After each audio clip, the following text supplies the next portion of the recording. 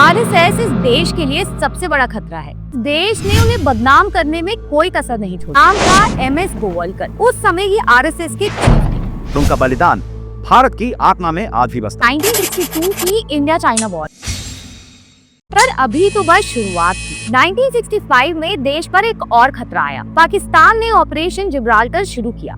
ऐसे में लाल बहादुर शास्त्री ने आरएसएस चीफ गोवलकर को ऑल पार्टी मीटिंग में बुलाया। आरएसएस पहली बार राष्ट्रीय सुरक्षा के टेबल का हिस्सा बना। शास्त्री जी ने पहचाना कि आरएसएस बिना यूनिफॉर्म के भी भारत के डिफेंस का हिस्सा है। इस वॉर के दौरान स्वयंसेवकों ने दिल्ली में ट्रैफिक और पुलिस ड्यूटी संभाली। उन्होंने जवानों के लिए खाना, राशन और खून तक दिया। इस वॉर के दौरान एक स्वयंसेवक बाला साहब आप्टे ने खुद अपनी जीप फ्रंट लाइन तक चलाई, बस इसलिए ताकि जवानों तक राशन पहुंच सके। इस निस्वार्थ सेवा को देख शास्त्री जी ने माना कि ये देश स्वयं सेवकों पर गर्व करता है। 1971 की इंडिया पाकिस्तान वॉर में भी आरएसएस ने राजनीति से ऊपर राष्ट्र को रखा। आरएसएस स्वयं सेवक ने बंगाल, असम और त्रिपुरा में रिलीफ कैंप चलाए, मेडिसिन डिस्ट्रीब्यूशन किया और कई स्वयं सेवक बीएसएफ के साथ सेवा करते हुए वीरगति को प्राप्त हुए।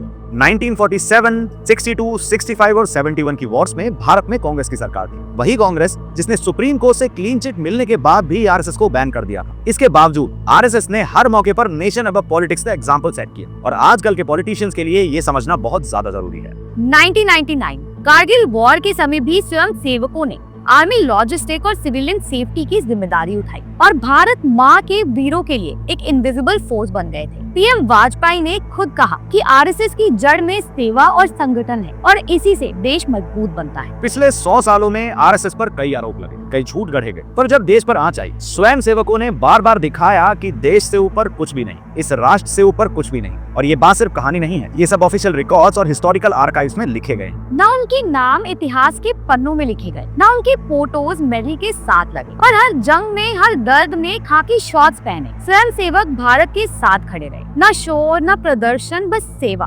और यही फर्क है रिटोरिक और रियलिटी में। ये सब आरएसएस के कंट्रीब्यूशन का मात्र एक हिस्सा है। इसके अलावा education, women empowerment, workers welfare जैसे काम भी स्वयं सेवक निस्वार्थ करते आए हैं। तो अगर आप भी पॉलिटिकल आइडियोलॉजी की पट्टी बांध आरएसएस के विरोधी बन चुके हैं, तो वो पट्टी उतारिए और अपनी मार्क्सवादी सोच से ऊपर उठिए, राष्ट्र निर्माण का हिस्सा बनिए। जय हिंद, जय भारत।